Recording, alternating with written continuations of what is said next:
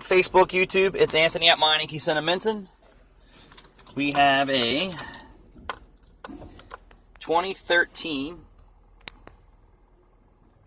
Hyundai Elantra Sedan Black.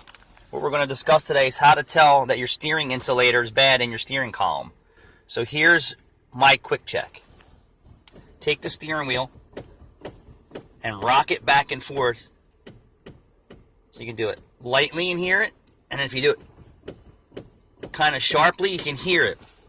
What you're hearing is that's the rubber lash insulator between the steering motor and the steering column, and it can be fooled by bad struts, bad links, bad front end components. But typically I see these fail 30 to 60,000 miles on average. Here's the mileage. I would bet you this car's been done twice.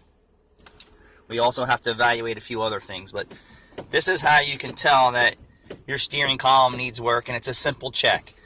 If you're driving straight, you'll also notice that when you hit transitions in roads or bump, it actually bangs too. So what that is the motor and gear assemblies lashing against each other.